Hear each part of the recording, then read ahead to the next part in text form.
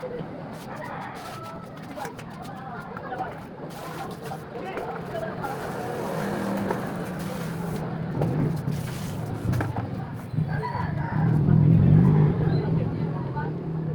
guys, dyan nga pala guys ay naglilinis ako ng pinag-anuhan ng aso.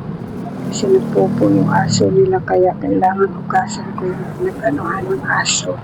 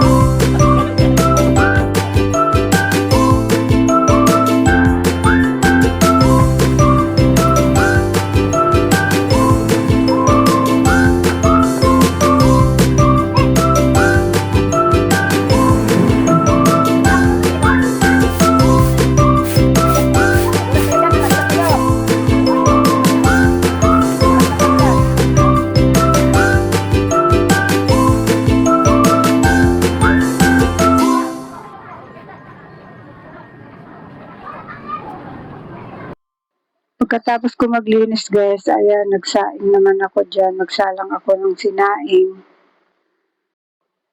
Ganyan ang ginagawa ko guys pag ganyang gabi na pinagsasaing ko sila.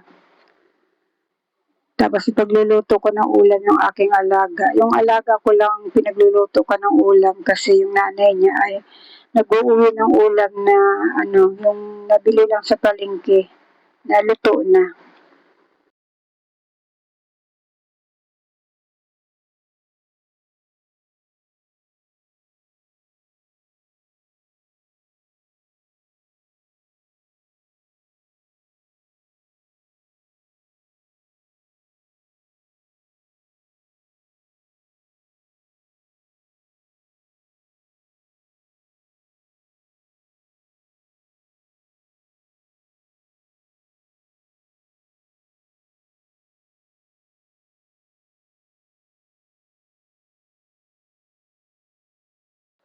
Pagkatapos ko magsalang ng sinaing guys, ay sinimulan ko naman ang pagwawalis na.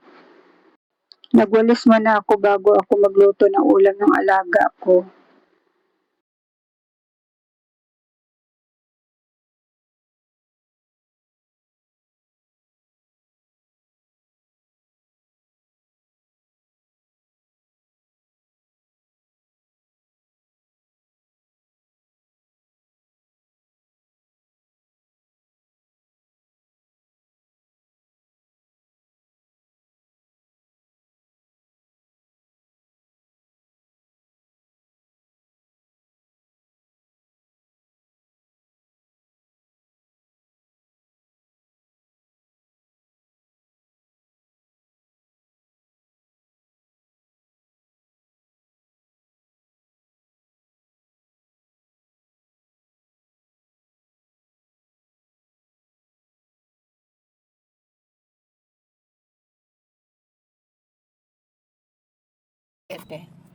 Diyan naman guys ay dahil rest day ko ngayong araw na ito, Ayan, nakapagbenta tayo ng madaling araw dyan.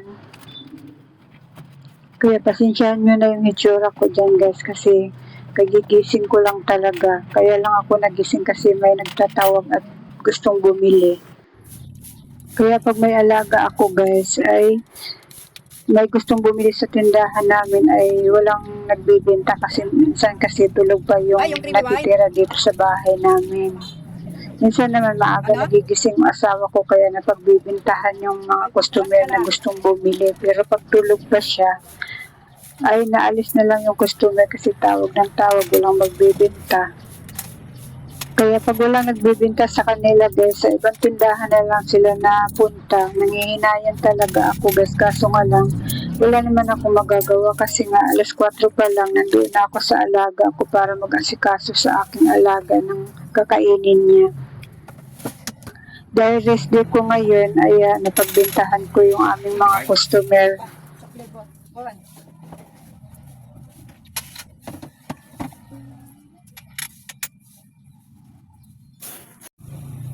Wala na akong utang sa'yo? Ay, hindi. Ano utang Wala na. Yun na lang yung kahapon 50. Ha? Yun lang. At saka yung bigas. Ihanda mo ko ng 10 kilong bigas. Sampo. Kasi, Ay, kasi ba yun sa lagayan mo? Oo, 10 yun. Ano yung ano? Ano yung Gusto ko nga isang sako. sasako? Hmm. Asyente mo si Yasmin naka ano. Magbayad si Wakong sa 15 pa. Di kumuha ko na lang muna ng ilang kilo. Isang sako. O ano na ba ngayon? 14. O bukas na pala eh. Tapos may iwanan ako sa pera. May dinidali ako para regalo ko yung kay Saksa. Ngayon? Hindi naman. Bukas. Magkano itong kape mo? 16. Bakit kailan birthday niya? Bukas. Ah, bukas na? Oo, nawala nga sa loob ko. Bukas na pala agad yun. 15 yan eh. Si Josh 18. Ah. Parihong buwan? Oo.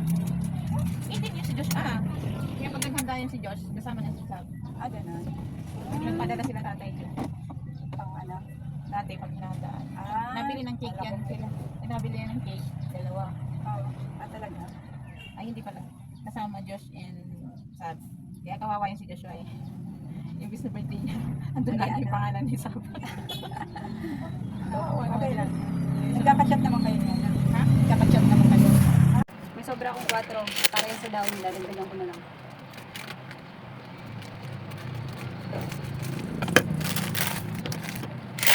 Tama ko ba?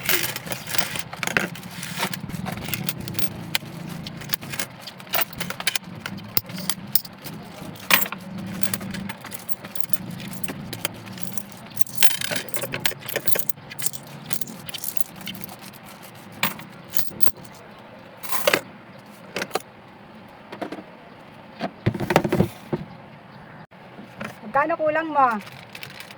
Magkano ba yan? Ano to? 7 isa. Oh, wala lang 10.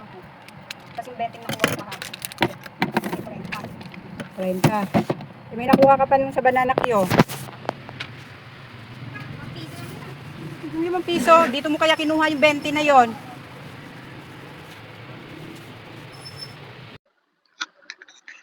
Hello guys, magandang hapon.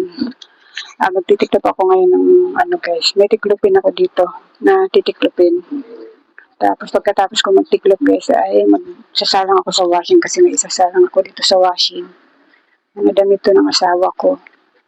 Tapos habang nagsasalang ko sa washing ay magkukulkul naman ako ng tiles sa paliguan namin kasi naninilaw na. Medyo matagal-tagal na rin hindi ko naglilinis. Kaya yan guys, magtiklop muna ako guys.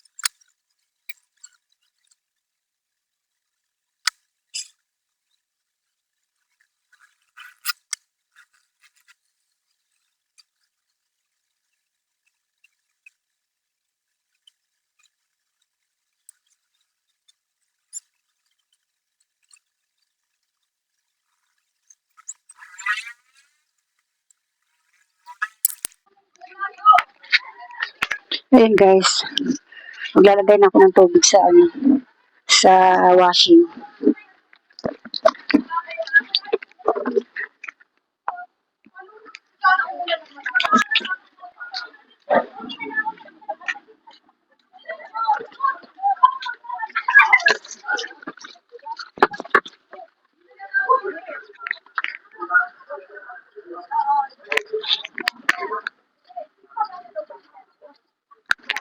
Saglit lang guys, kukuha lang ako ng ano, sabon na gagamitin ko.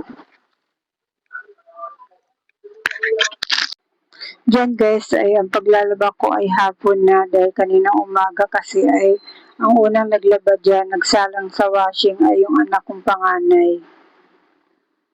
Kaya hapon na ako nakapagsalang dyan. Ang oras siguro niyan guys ay mga 3:00 na ng hapon.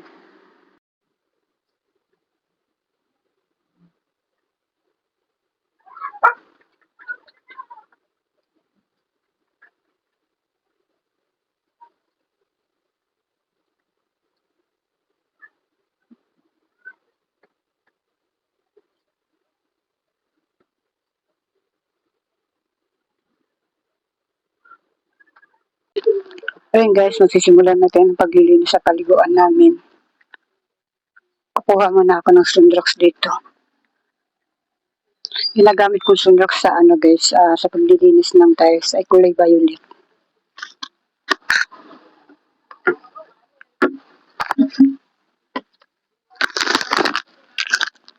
Tapos nagbili na rin ako ng Scotch Brite. Kaya yan guys, habang may nakasalang tayo dun sa washing, ay simulan ko na ang paglilinis ng paliguan namin. Medyo ilang linggo na rin ako hindi nakapag-kulkol ng tiles doon sa paliguan namin guys. Kaya naninilaw na.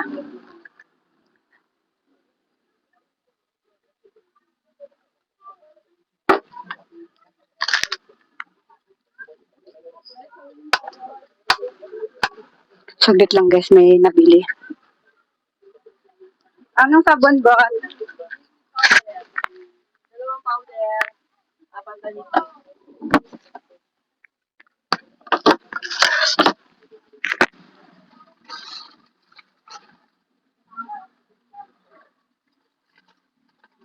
Apat na liquid.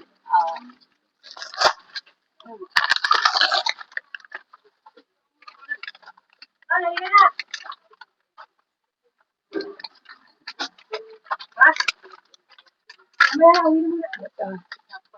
Oo.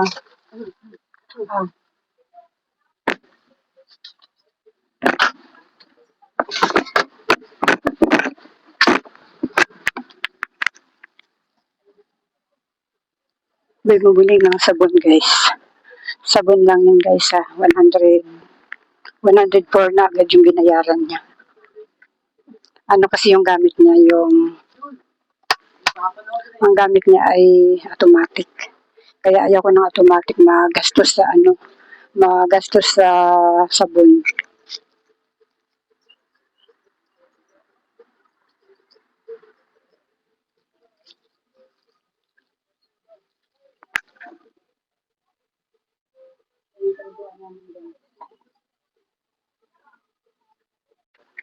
Pakita ko sa inyo guys kung kaano kadumi yung aming ano guys. So, ayan o. Halos isang buwan na ata akong hindi nakakapaglinis guys. Sa daming gawain guys, hindi ko talaga malilinis lagi ito. Ngayon dahil rest day ko ngayon, magkukulkul tayo guys dahil hindi ko na kaya tingnan yung paninilaw ng hindi ko na kaya tingnan tong aming paliguan na naninilaw na. Ayan guys, simulan ko ng paglilinis.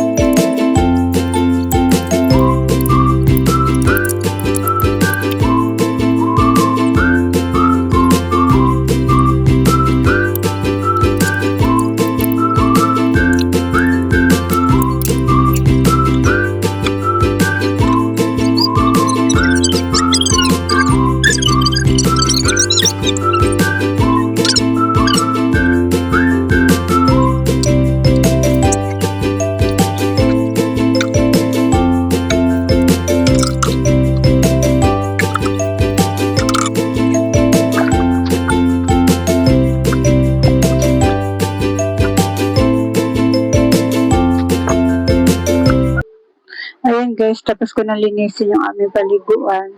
May kunting paninilaw pa dyan guys. Sabi nila dapat yung sunrox ay bago ako maglinis ay babaran ko na daw yung tiles ng sunrox para nababad sa sunrox yung paninilaw. Ang ginawa ko kasi dyan guys ay diretsyo, paglagay ko ng sunrox, diretsyo kulkul na ako. Kaya yan, naninilaw pa ng kunti yung sahig ng ng paliguan namin. Pati yung timba na yun at saka yung patungan ng timba guys, kinulkul ko din yan kasi naninilaw na rin yan. Ayan guys, ginabi na ako ng pagtapos ko dyan sa pagsasalang ko sa washing. Ayan, may natapos na ako i-dryer dyan kaya sasampay ko na lang. Hindi na ako nag-video guys kanina habang nag-aanlaw ako kasi nga madilim sa labas. Kaya hindi ko na pinakita sa inyo ang pag-aanlaw ko. Ayan guys, hanggang dito na lang muna tong aking video guys. Maraming salamat sa panonood at supported nyo.